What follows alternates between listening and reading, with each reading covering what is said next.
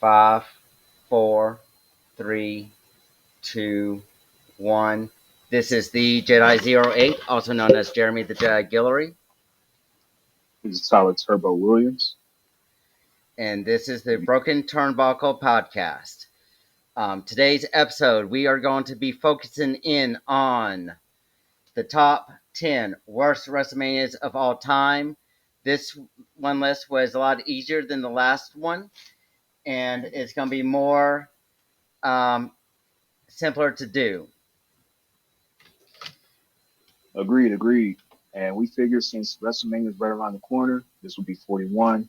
We figured why not get this list out the way so that next week we'll be fully able and ready to go over what happened over next week's course of events. So we will be getting started with number 10. And we're going to be starting out with the Battle of the Billionaires WrestleMania 23.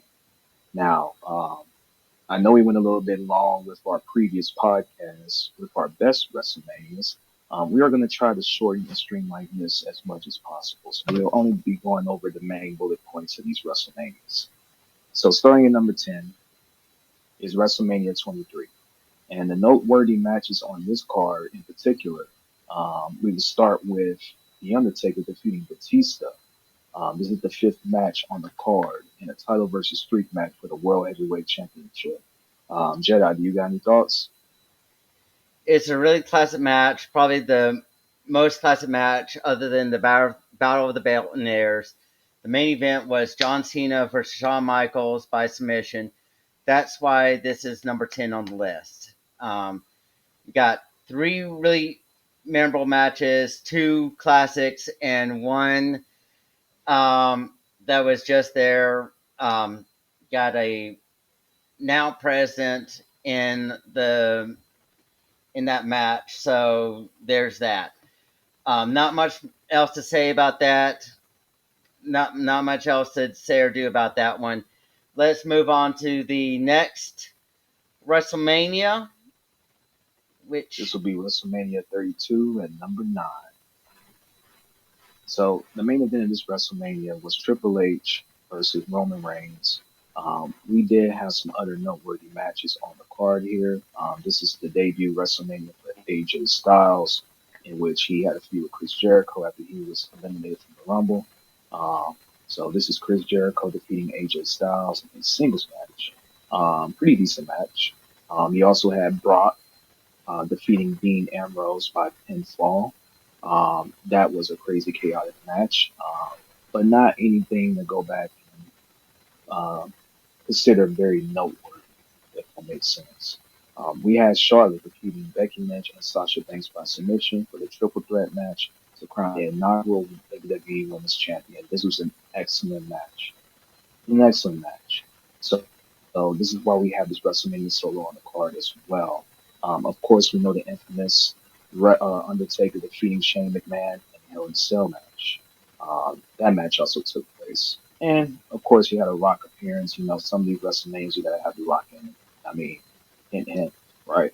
So he defeated Eric Rowan with Braun Strowman and Bray Wyatt by pinfall, and then the main event with Reigns and Triple H. Jedi. so if y'all remember from the first episode, I said that this WrestleMania was the highest attended WrestleMania in history. Um, but when you look at the match card and the match quality of each of these matches, they were all mediocre at best. Brock Lesnar beating Dean Ambrose in a hard, no holds barred street fight. Everyone was going into that match thinking, well, this is going to be a really good hardcore match. Dean should definitely be able to showcase his ZCW skills Right. in a PG era street fight and make it entertaining at least. And everything went on against him. He was just totally beat up by everything they brought out. They had an appearance of the barbed wire 2x4 that really didn't go anywhere. F5 onto chairs. 1, 2, 3. Brock wins. So not much else to say about that match. Undertaker versus Shane. Shane jumps off the steel cage, the Hell in a Cell, onto the table, 1 inch from being a complete catastrophe. Huh. And Roman Reigns versus Triple H. And Triple H was just showing his age in that one. That was not one of his best matches. Um, Moving on to number 8 is This will be WrestleMania 4. This is featuring a rematch with Hulk Hogan and Andre the Giant in Atlantic City, New Jersey. Um, just to briefly go down the card very quickly. Um, see what's up note. Um, now. Bear in mind well, this, obviously, I spoke about Hogan versus Giant with Ted DiBiase and Virgil, which ended in a double disqualification, right? right? Um, we got Randy Savage defeating Greg Valentine and Jimmy Hart, and defeating One Man Gang by disqualification, and also defeating um, Ted DiBiase with Andre the Giant. Jedi, go ahead with your thoughts. Didn't mean to cut Okay, you off.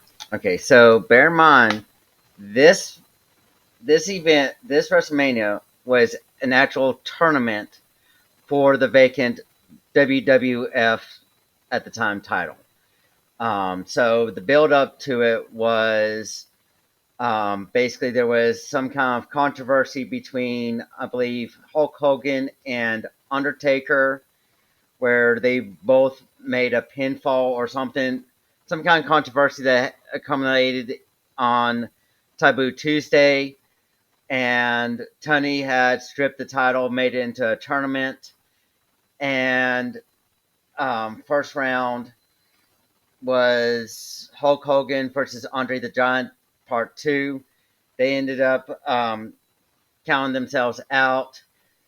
And when I met Million Dollar Man, Ted DiBiase, Wow. when I was really young, he talked about this match. And he said that he would have won the title had Hulk Hogan not come out of nowhere and hit him in the back with a chair.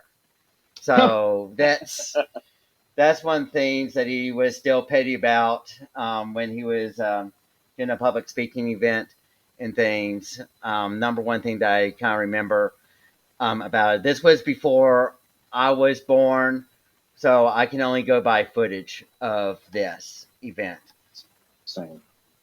So, Okay. All right. Fair enough. I should also note that Jake Roberts faced off with Rick Rude in a 15-minute match, which I'm sure was noteworthy. But again, it's higher on the list because not really because it's a tournament WrestleMania, but because of the match quality. So let's move on to WrestleMania 8. This featured this feature Hulk Hogan versus Sid Justice and the infamous Randy Savage versus Ric Flair match. She was mine before she was yours. Woo! So let's go down this card and go down the noteworthy matches. Okay, so we got Shawn Michaels defeating Tito Santana in a singles match for 10 minutes. Excellent match. Undertaker defeated Jake Roberts in a singles match. We also have Bret Hart defeating Roddy Piper for the WWF Intercontinental Championship. Me and Jeremy also observed that WWE uploaded this match on their YouTube channel in observation of the 25 best WrestleMania matches. I think that was the moniker for the title. So, very excellent match. You can never go wrong with these two. Randy Savage defeated Ric Flair. Obviously, I spoke about that. Um, and Hulk Hogan defeated Sid Justice by disqualification. Jedi, take it from here. okay. So, if y'all remember from this main event, Sid Justice was getting heavily pushed by the crowd. Um, and Mm-hmm. of course, Hulk Hogan wasn't going to have any of that right now. Nope, nope. This, the build up to this WrestleMania was originally supposed to be Hulk Hogan versus Ric Flair in the main event, but due to backstage politics, that match never happened. Right. They did make up for it when Hulk Hogan went to WCW. But the problem was with this WrestleMania, why it's this low on the list is because of what happened in the main event.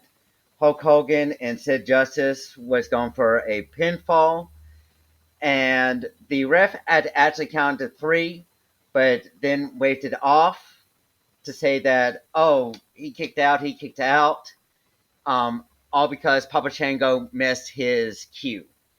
I'm not sure if this was Papa Shango's debut in this, but they just had to wing it, have Harvey Wilperman cause the disqualification, and then they brought out Papa Shango and he did his thing. So it was a complete mess all the way from the time of that pinfall incident. So yeah, that's why this is one of the worst WrestleManias. I agree with you, Jedi. All right, let's go down to number six. We are at WrestleMania 29, folks. Um, this is the rematch between John Cena and The Rock that no one in the world asked for, but we got it. Uh, this is also the debut WrestleMania of The Shield, who defeated Big Show, Randy Orton, and Sheamus by pinfall. Of also a note, we have Fandango defeating Chris Jericho, who was huge at the time coming into the WWE. Received massive fanfare, was a fan favorite. We have The Undertaker defeating CM Punk in a very excellent match, and I'm sure Jedi would get into the fact that this should have been the main event of the show. Absolutely. Um, Triple H defeated Brock Lesnar with Paul Heyman by pinfall in a no holds barred match, and yeah, Cena defeated The Rock. So Jedi, take it. Yes. So had Undertaker and CM Punk been the main event of this WrestleMania, I don't think that this WrestleMania would be on the list. Fandango versus Chris Jericho was an excellent match. They both did a great job there. It was a great debut match for Fandango, but unfortunately, after that match, um, WWE and Vince McMahon did not see anything in Johnny Curtis, so they just buried him afterwards. He did Oh get a man, good following with his theme song afterwards, but he just never could get past that mid card level that he so desperately needed. I feel that if he had gone to a couple Royal Rumbles, showcase his skills in there, and probably give him a push by winning like a Money in the Bank or possibly even winning the Royal Rumble, they would have probably pushed him a lot better instead of put him into the Fashion Police situation with Tyler Tyler Breeze. Breeze. Tyler Tyler Breeze. Breeze. Yep. So yes, that did not need to happen for him whatsoever. Triple H versus Brock Lesnar, 23 minutes 58 seconds. John Cena versus Raw, 23 minutes 58 seconds. Same amount of time, same amount of garbage match. Um, this was before the network. So if you did not have access to pay per view, you would have to try to stream it off of some VPNs, which was very difficult to do at that time because WWE had it tight knit on their pay per views on Oh yeah. that. Hmm. Um, so it was very low quality to see it live for me because I was in the dorm room and they don't have pay per view there. So yeah, I do remember watching the Triple H Brock Lesnar match. Not much really to go on. Spine Buster onto the still lat still steps, and John Cena versus Rock match that we did not need. He's once in a lifetime, my ass, and it was just god awful all around. That should have just been number 7. Undertaker versus Punk should have been number 9. Main event, hands down. I mean, the year before, you cannot say that, oh, just because John Cena won the Royal Rumble. No, no. the year before, Daniel Bryan, no, Sheamus won the Royal Rumble and he went out first. So you could have just had this match first and closed it out with Undertaker versus CM Punk. That's all you can do. Let's go on to the next one. And I got a Yeah, cat by my hand. I see. So you got your hands full over there. WrestleMania 7. All right. So this WrestleMania featured Hulk Hogan versus Sergeant Slaughter. All right. So Jedi, you want to take it down this list since this is before my time and I took it. Noteworthy matches. Noteworthy matches. We got Ultimate Warrior versus Randy Savage. Um, Big Boss. Well, that's not even noteworthy. Phew. And Hulk Hogan versus Sergeant Slaughter. This is one of the United States versus um, Russia matches, Soviet Union. Um, Political matches during the time. Um, I am defecting from the United States and joining Iran. Um, Things, and that was the situation with Sergeant Slaughter. So, what more can you say about that one match between Hogan and Slaughter? Absolutely nothing. Nothing. Um, Everyone knew Hogan was going to win that match. You might as well make him win at WrestleMania. It was going to be obvious, and not much else happened there. Um, Warrior versus Savage is the more classic match of this card, and that stole the show. Everything else is not noteworthy. You also got Undertaker in a streak against Jimmy Snuka. That was a good 4-minute squash match. So, yeah, that's all we got there. Oh, Now and my there's cat's also Jake outside the door. Roberts and Rick Montel in the blindfold match, where Jake Roberts took off the blindfold near the end and gave him the DDT. So there's that too. But Oh yeah. yeah, Oh yeah. All right. Now that we got past this WrestleMania, we are now down to the top four. So number four, we got WrestleMania 27. So this WrestleMania um, has The Rock, John Cena, Undertaker, Miz, Triple H, Randy Orton, and Rey Mysterio on the poster. This was Miz's WrestleMania match that he loves to talk about. Um, because he main evented. this is and main evented, right? He can always talk about it. He can always say that that's in his name, but at the same time, nobody wants to remember it because it sucked. So there's that. That's why he's on that high on the list. And then also, we have a couple other matches to go over here, such as The Undertaker defeated Triple H by submission in a no holds bar match. I believe he used the Hell's Gate to beat him. Yes. All right, we have Randy Orton defeating CM Punk in a singles match. This is when CM Punk was the head of the new Nexus, if you guys definitely remember the Nexus. Um, we got Cody Rhodes defeating Rey Mysterio in a singles match. I think this was undashing Cody Rhodes. Jedi, correct me if I'm wrong. It was. But damn, I wonder what he's doing now. But yeah. We also have Sheamus versus Daniel Bryan in a dark match that happened on the show, and I had to go look at Jedi. I was like, "This match happened." He was like, "Yes." This was a lumberjack match for the WWE United States Championship. Minimum footage of this, so we won't go over it.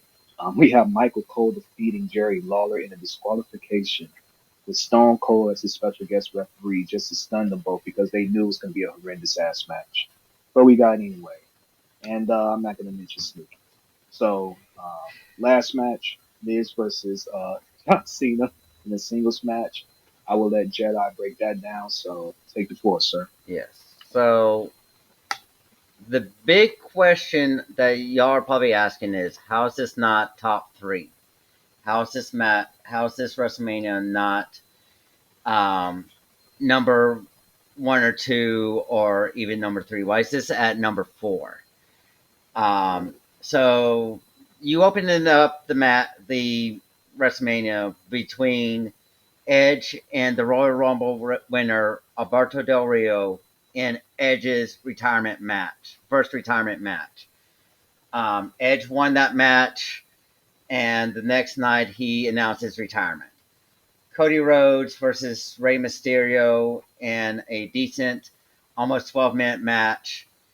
Big Show, Kane, Kofi Kingston versus the Core.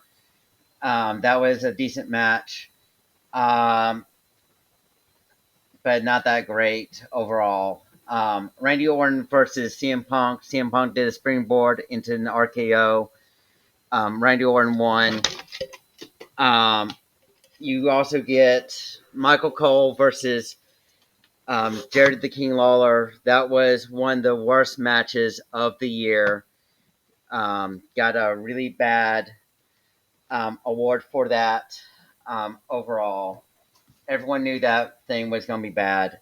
Undertaker versus Triple H, one of their worst matches they've done at that time.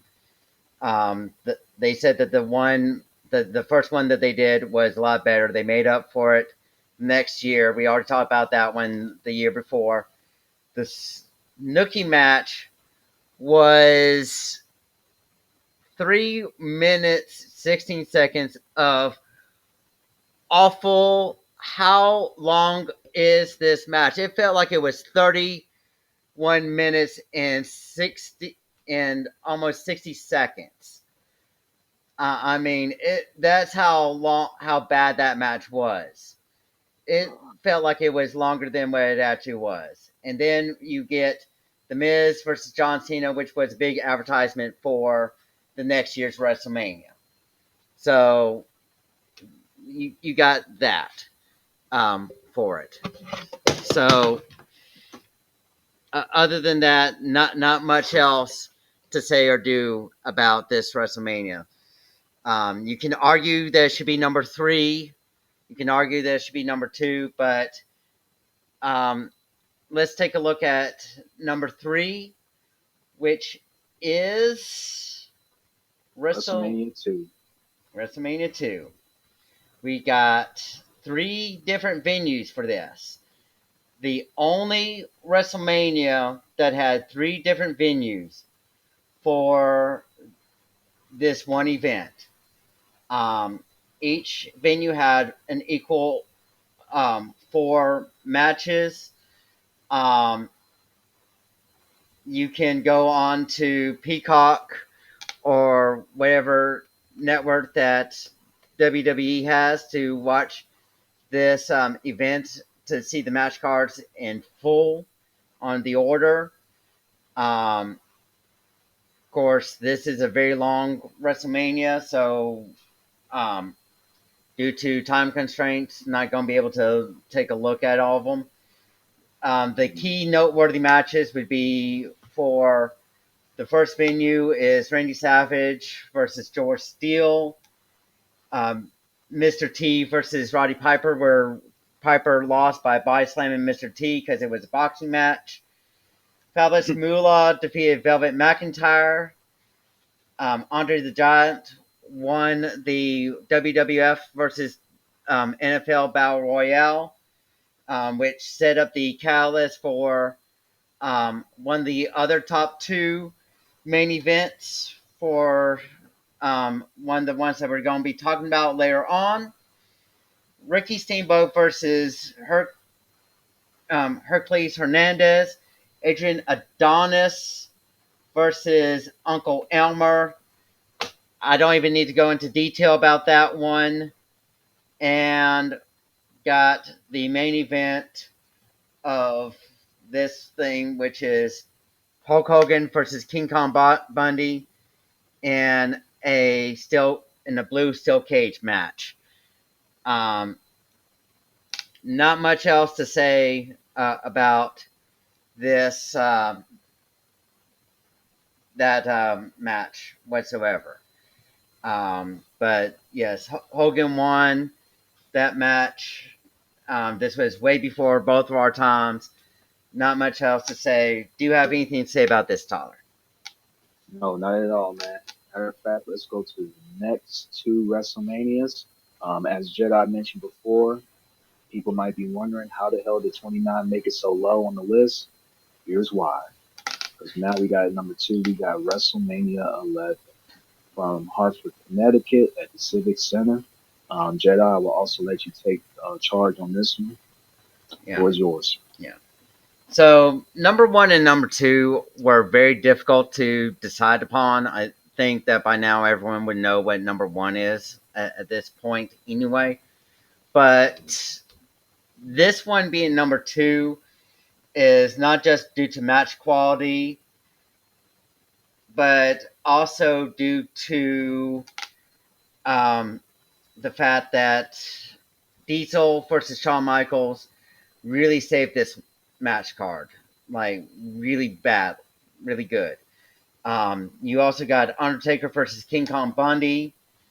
Um, Lawrence Taylor versus Bam Bam Bigelow Hmm. closed out. So remember, WrestleMania 2, I just said that the Battle Royale set up a main event match. Well, this is the main event match.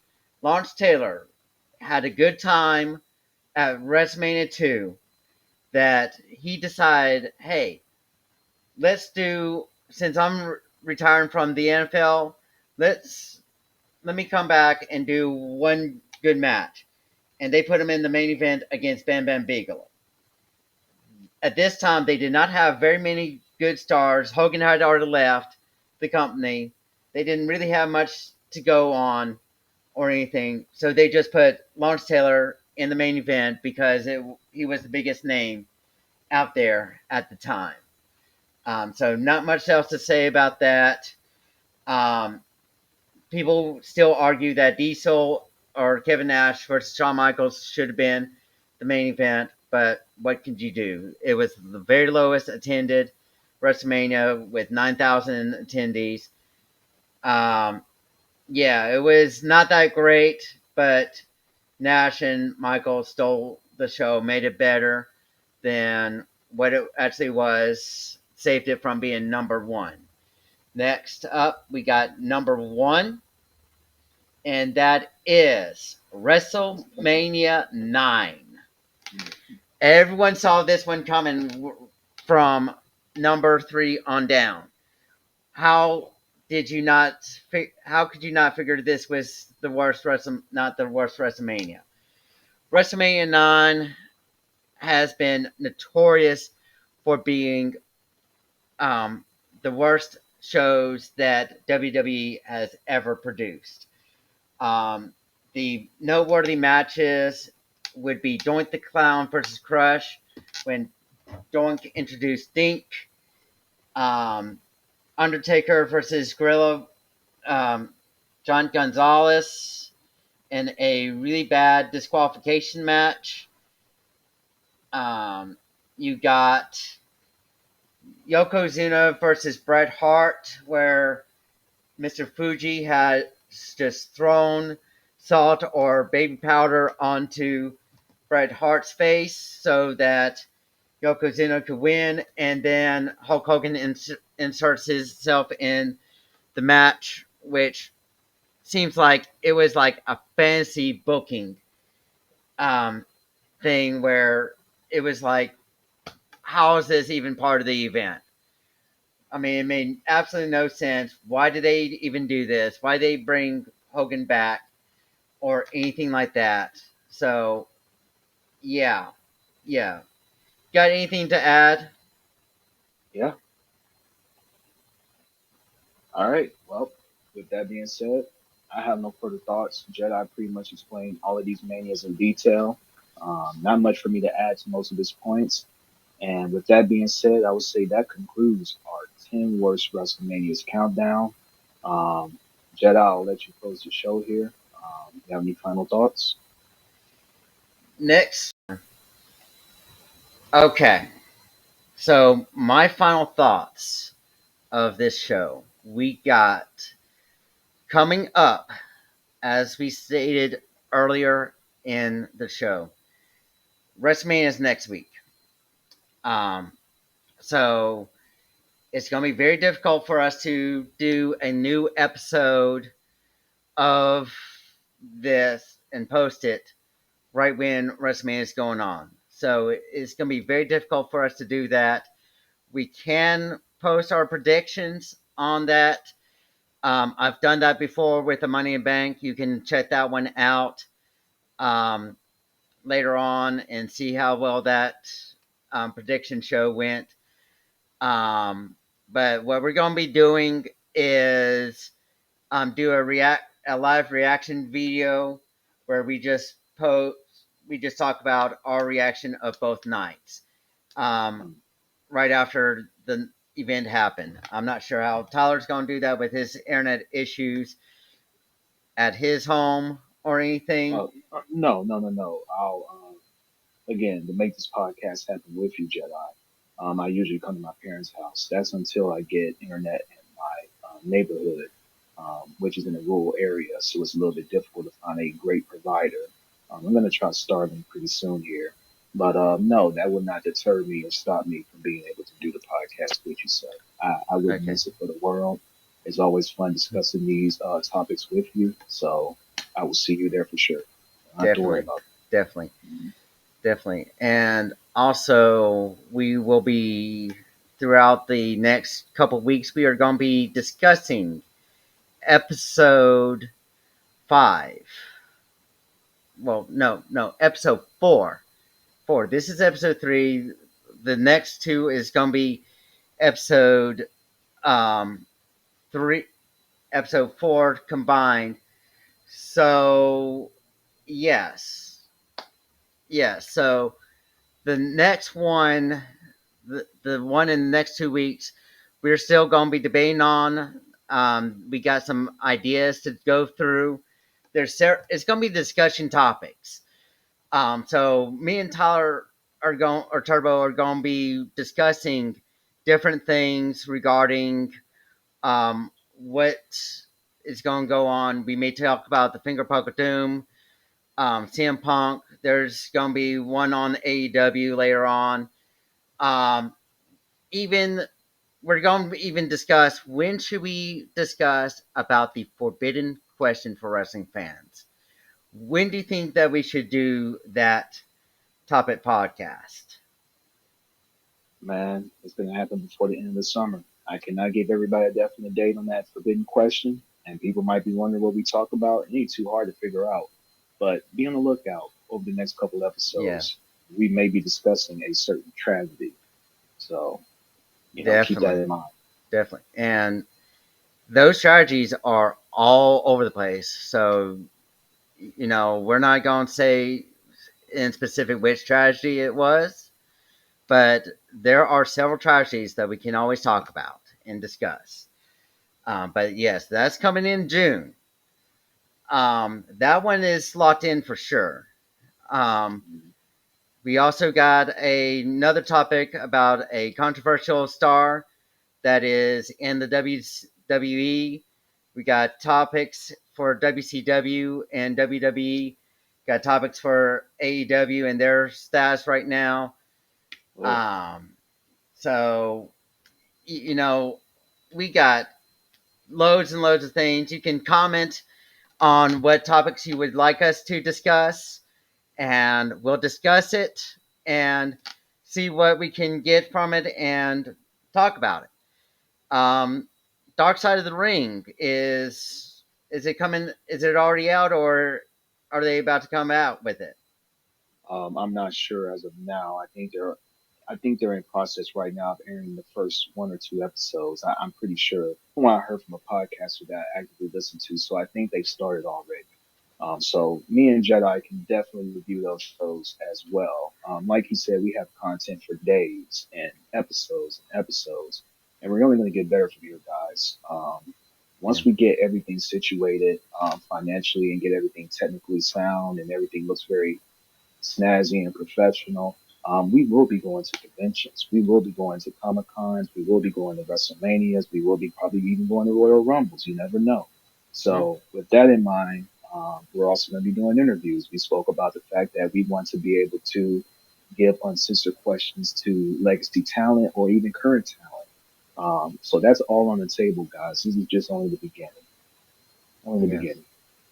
Yes. And the biggest thing with the interviews is it's going to be called No Topics Barred, which is exactly what it says. No topics are barred. The only thing that they cannot talk about is something that could detriment their legacy or be a legal issue. We're going to discuss it with them beforehand to make sure that these topics that we're going to be talking about is not either fall in either of those two categories. They cannot use kayfabe as an excuse. They cannot use their character as an excuse because these interviews are not going to be with them in character.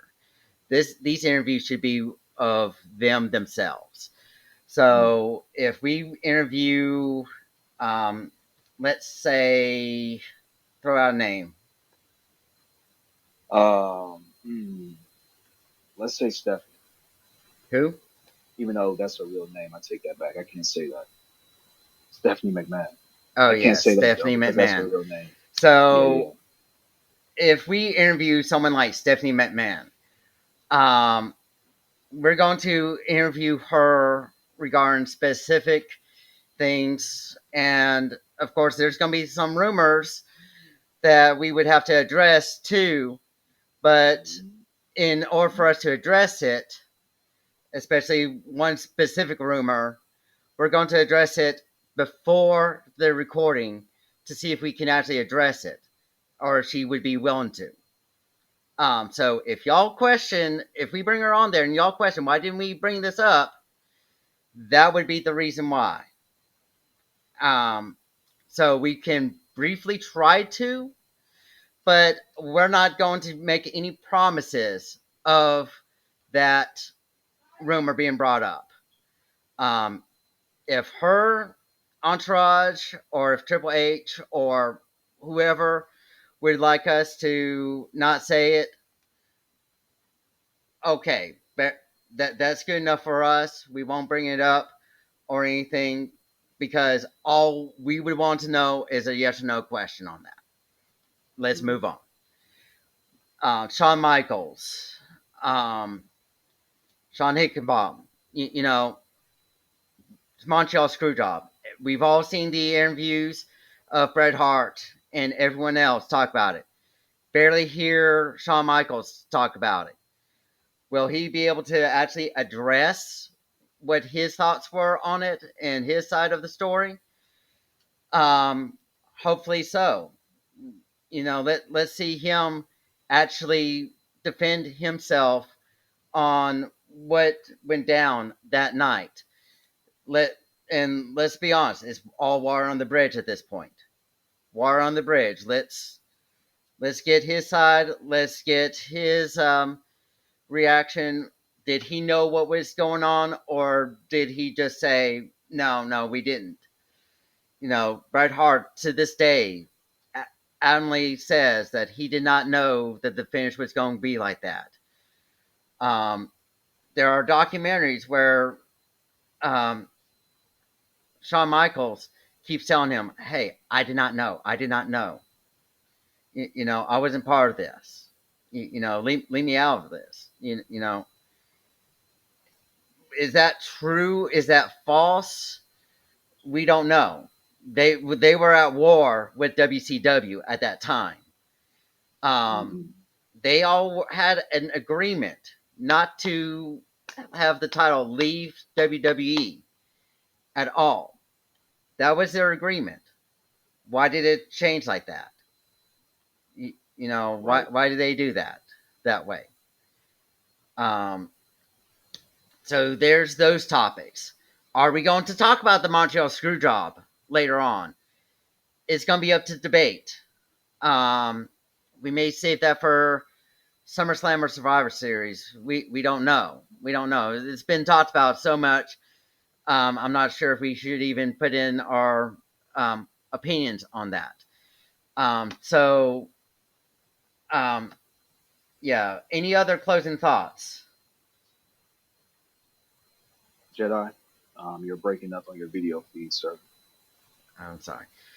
Well, anyway, in closing, this is the J08, also known as Jeremy the Jedi Guillory. This is Tyler Turbo Williams, and you are tuned in to the Broken Turnbuckle podcast. Give me a hell yeah. And Hell we're going to see yeah! you next week. Yes, sir. And we're going to see you next week for the WrestleMania 41 recap breakdown. Until then, stay safe, guys. Please like, share, and subscribe. Especially subscribe, it will help us out a lot.